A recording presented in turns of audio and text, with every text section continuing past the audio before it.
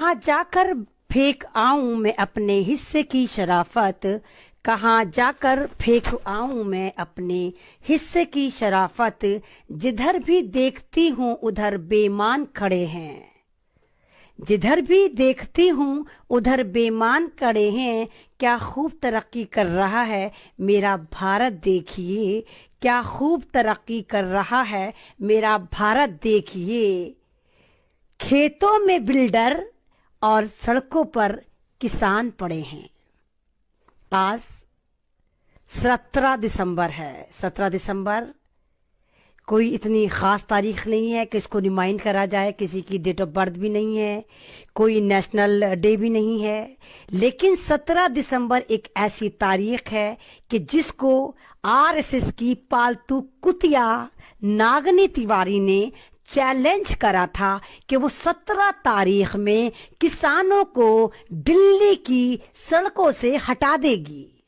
मैंने पूरा इंतजार करा, आज पूरे दिन मैं इंतजार करती रही और मैं देखती रही कि ये नागनी तिवारी कौन सी सड़क को खाली कराती है, लेकिन नाकाम रही। मैंने हर जगह जाकर देखा, मैंने कहीं इंटरव्यू नहीं दिया, लेकिन आज मैं तमाम सरहदों पर घूमती रही। कभी मैं नोएडा गई, कभी मैं गाजीपुर गई, मैंने बुराड़ी जाकर देखा, मैंने सिंगू बॉर्डर पर जाकर देखा, मैंने टीकरी पर जाकर देखा, लेकिन मुझे ये नागनी तिवारी कहीं भी नजर नहीं आई। कहाँ छुप गई तू, कौन सी गुफा में चली गई? और ये इतनी बड़ी वाली पालतू कुतिया है कि जैसे ही मैंने इसकी बकवास का जवाब दिया, जब ये सीना ठोक के कही थी मैं जानकी बेन में जाफराबाद बना दूंगी, जब मैंने इसको दलाल को बताया कि तूने उस वक्त भी जाफराबाद नहीं बनाया था, तू उस वक्त भी जाफराबाद पर नहीं थी, तू उस वक्त भी बाबरपुर पर खड़ी हुई थी। हाँ, लेकिन तेरी वजह से दिल्ली दंगे भड़के थे और हजारों की तादाद में मुसलमान मारे गए थे। ये हमारी बदकिस्मती है कि मुजरिम सीना ठोक के कह रहा है कि वो जुर्म मैंने करा था, वो दंगे मैंने भड़काए थे। लेकिन कमाल है मेरे एडमिनिस्ट्रेशन पे, कमाल है मेरी दिल्ली पुलिस पर कि वो इसको फिर भी नहीं पकड़ रही। ये सीना ठोक के कह रही है कि हाँ, दिल्ली दंगों में मुसलमानों को मैंने मरवाया था, मैंने सब ये शाहीन बाग हटाए थे। लेकिन वाह मेरी दिल्ली पुलिस, वाह मेरी भारतीय सरकार, वाह मेरी दिल्ली सरकार, तुम्हें नजर नहीं आता, तुम्हें सुनाई नहीं देता कि नागनी तिवारी एडमिट कर रही है कि वो पक्की वाली आतंकी है, वो भगुआ आतंकी है, वो आरएसएस की पालतू कुतिया है। लेकिन तुम फिर भी उसको नहीं पकड़ रहे। उसको लगा था कि मैं फिर लाइव करूंगी, मैं फिर गुफा से बैठ के लाइव करूंगी और कहूंगी जनक जानकी बहन 17 में आएंगी और किसानों को हटाएंगी। तो फिर मेरे सारे जितने भी पालतू हैं वो एक्टिव हो जाएंगे और तीर त्रिशूल तलवार लेकर किसानों को काटने निकल जाएंगे। तो पालतू कुतिया वो मुसलमान थे जो कमजोर थे, जो निहत्ते थे। ये मुसलमान नहीं है, इनको मुसलमान समझने की गलती मत करना। ये अन्नदाता हैं, ये मेरे भारत के अन्नदाता हैं। हराम खोर बुढ़िया, तेरे मुंह पे तो ऐसे 2 घूंसे पड़े हुए हैं, ऐसे तेरी आंखें काली हैं कि तू तो खुद ही पिटी सीधी आइटम लगती है। तू क्या से जनक जानकी कर रही थी कि मैं गांधी की बंदर नहीं हूं। तो हराम खोर, तुझे तो यही नहीं पता कि तेरा जेंडर क्या है। बंदर जो होता है मेल होता है, तू तो बंदरिया है। तू कैसे कह रही मैं बंदर नहीं हूं, मैं बंदर नहीं हूं? तो जिस औरत को अपना जेंडर ही नहीं पता कि आया वो औरत है या मर्द है या दरमियाने तबके का है, तो वो उसकी बात का और गधे की लात का भरोसा करेंगे? तो ये किसान थे, ये मेरे भारत के किसान थे जो ना हिंदू थे, ना मुसलमान थे, ना सरदार हैं, ना ईसाई हैं। ये भारत के अन्नदाता हैं। और भारत तेरे बाप का तो है नहीं कि तू सड़कें खाली करवा लेगी और लोग खाली कर देंगे। तो तेरी कोशिश तो शायद नाकाम हो गई, क्योंकि तू भी बिजी है। कभी तू डांसिंग कार करती है, कभी तू गुफाओं में कूदती है, क्योंकि तू तो गुफाओं का प्रोडक्ट है। 101 बाप का नाजायज औलाद है तू। तुझे तो खुद नहीं पता कि तेरा बाप कौन है। तेरी तो कितनी वीडियो वायरल होती हैं, कभी तू इस गुफा में पकड़ी जाती है, कभी तू उस कार में पकड़ी जाती है। तेरा तो कोई मोरल है नहीं। तो 17 तारीख तो गई, तो तू तो नजर नहीं आई किसी भी जगह पर।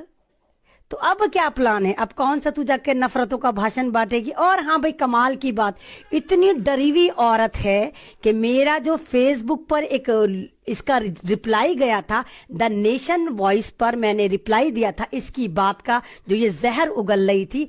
इस पालतू कुतिया ने, नागनी तिवारी ने उसको कॉल करके गालियां दी और मेरा नंबर मांग रही थी, मुझे जान से मारने की धमकी दे रही थी। तो तू इतनी डरी हुई है कि तेरी हालत इतनी खराब हो गई कि तू कॉल खड़खड़ा कर मेरा नंबर मांग रही थी। और उसके बाद किसी ईमान फरोश मीडिया वाले ने मेरा नंबर दे दिया पूरे आईटी सेल में, आरएसएस के सेल में, और वो नंबर मेरा वायरल हो गया। नंबर वायरल होने के बाद इन भगवा कुत्तों का मेरे पास फोन आने लगा, इनके एसएमएस आने लगे, इनकी चैट आने लगी। 3-4 चैट मैंने फेसबुक पे भी लगा दी। उन्हीं चैट में से किसी एक मेरे नॉन मुस्लिम भाई ने, कुमार स्वपन नील नाम है, कुमार करके स्वपन नील करके एक मेरे भाई हैं, उन्होंने भी उन नंबरों पे कॉल करने की कोशिश करी कि भाई तुम हमारी बहन ऐमन रिजवी को कैसी गाली क्यों दे रहे हो। तो उनको भी बहुत तगड़ी गालियां दी गई। उनमें से ही मध्य प्रदेश का कोई शिवकांत गर्ग मध्य प्रदेश छतरपुर का कोई बंदा है, जो बजरंग दल का कोई पालतू प्यादा है। उसने इतनी गंदी गालियां दी कि हम तुझे ये कर देंगे, हम ऐमन रिजवी को मरवा देंगे, हम तुझे भी मरवा देंगे कुमार। तो क्यों भाई, सिर्फ तुम मरवाने ही जानते हो क्या? सिर्फ तुम नफरतें ही बांटना जानते हो क्या? और जिस तरह हम देखते हैं कि स्ट्रीम चैनल पर रेंटल मुल्ला बुलाकर इस्लाम को बदनाम करा जाता है कि देखो इस्लाम ये होता है, और उन्हें गालियां दी जाती हैं। सेम यही ड्रामा इन्होंने किसानों के लिए भी करना शुरू कर दिया है कि इनके फर्जी किसान जो हैं वो स्टूडियो में नजर आ रहे हैं और वो इस बिल के फायदे बता रहे हैं। कमाल की बात है भाई कि 20 से 30 लाख के दरमियान जो है हमारा किसान सड़कों पर है। पूरा का पूरा टीकरी बॉर्डर पर 55 किलोमीटर तक किसान पड़ा हुआ है। सिंघू बॉर्डर पर भी 10 किलोमीटर तक पड़ा हुआ है। तो ये इतने सारे किसान क्या पागल लगते हैं, अनएजुकेटेड लगते हैं कि इनको नहीं पता? वो उस जमाने में होंगे, सन 47 से पहले मेरा किसान पढ़ा लिखा नहीं होगा, लेकिन इस जमाने का किसान बहुत हायर क्वालिफाइड है। यही वजह है कि पंजाब का किसान जब पहली बार इस बिल को पढ़कर सड़कों पर उतरा था तो ये एक इनकलाब बन गया था, और इसकी गूंज ऑस्ट्रेलिया में, कनाडा में, ब्रिटेन में सुनाई दी थी, क्योंकि इनकी फैमिली, इनके बेटे वहां पर पढ़ते हैं। तो जो भी पढ़ा लिखा है वो ये कह देते नहीं, ये किसान नहीं है। क्यों? किसान क्या जाहिल होता है? और कमाल की बात देखिए, जब मुसलमानों ने भी इनको सपोर्ट करा तो इन्होंने कह दिया कि नहीं भाई, मुसलमान तो जिहादी हैं, ये हैं वो हैं, मुसलमानों को आगे नहीं आना चाहिए। क्यों भाई? मुसलमान तुम्हारे जमाई तो हो सकते हैं, सारे बीजेपी के जमाई कौन है? मुसलमान है। तो जब मुसलमान जमाई हो सकता है तो किसान क्यों नहीं हो सकता? यूपी में आप देखिए, सहारनपुर का किसान, मुजफ्फरनगर का किसान, शामली का किसान, बुलंदशहर का किसान, इधर से आप हरियाणा की तरफ जाइए, मेवात का किसान, सोनीपत के शुरुआत का किसान, कौन है ये लोग? ये मुसलमान किसान है। तो जब मुसलमान तुम्हारे घर का दामाद हो सकता है, जमाई हो सकता है, तो किसान क्यों नहीं हो सकता? ये सारे के सारे किसान को जो सपोर्ट कर रहे हैं या किसानों के पास जाकर बैठ रहे हैं या किसानों के साथ खड़े हुए हैं, वो भी मुसलमान जो हैं, वो भी किसान ही हैं। उनको ये टैग मत करो कि नहीं मुसलमान है, फलाना है, धमाके हैं, ढीगड़े हैं, क्योंकि तुम्हें पता है कि सरदार जो है वो मुसलमानों को फेवर करते हैं मेरे सिख भाई, और मुसलमान जो सिख भाइयों को फेवर करते हैं। और ये कमबख्त मारे क्या कह रहे हैं कि नहीं भाई, सरदार और हिंदू भाई, सरदार हिंदू एकता जिंदाबाद। क्यों? क्यों जिंदाबाद? वो एकता कहां जाकर मर गई थी जब 84 में तुमने चुन चुन कर सरदारों को मारा था, काटा था लाखों की तादाद में? तब एकता तुम्हें याद नहीं आई थी? उन सरदारों के बारे में पोस्ट निकालने के मुगल जो थे, मुसलमान मुगल जो थे, वो सरदारों को ऐसे मारते थे, हिंदुओं को ऐसे मारते थे। हराम खोरो, तुम्हें 200 साल पहले का इतिहास पता है?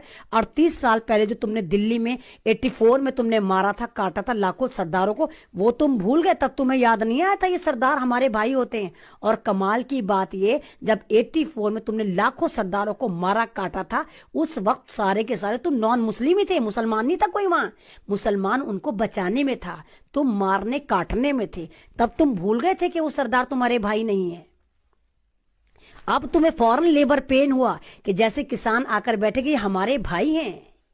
तो बंद करो ये ड्रामेबाजी। और देखिए कितनी कमाल की बात है कि 65 साल के बुजुर्ग संत बाबा राम सिंह, सरदारों के बहुत बड़े संत, बहुत बड़े पीर, उन्होंने परसों सिंघू बॉर्डर पर सुसाइड कर लिया, अपने आप को शहीद कर लिया, गोली मार ली। क्यों मार ली? क्योंकि उन्होंने कहा कि इसमें हम मरेंगे, हम मर रहे हैं, सरकार हमें मार रही है, हमें खुदकुशी की तरफ लेके जा रही है, ये बिल हमारे विरोधी है, इसलिए मैं खुदकुशी कर रहा हूं और मेरी मौत का जिम्मेदार सेंटर गवर्नमेंट या दिल्ली गवर्नमेंट है, दोनों हैं। तो तब तुम्हें नजर नहीं आया। और कमाल की बात यही है कि जिन्होंने कभी गमले में धनिया नहीं उगाया, आज वो किसान मिलके फायदे बता रहे हैं। जिनके पास ना जमीन है ना जमीर है, आज वो कह रहे हैं कि हम भी किसान हैं।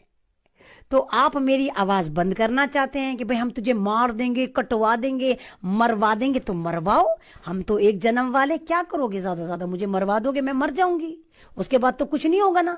तो कितनी आवाजें दबाओगे? एक ऐमन रिजवी को तुम मारोगे, 1000 ऐमन रिजवी खड़ी हो जाएंगी।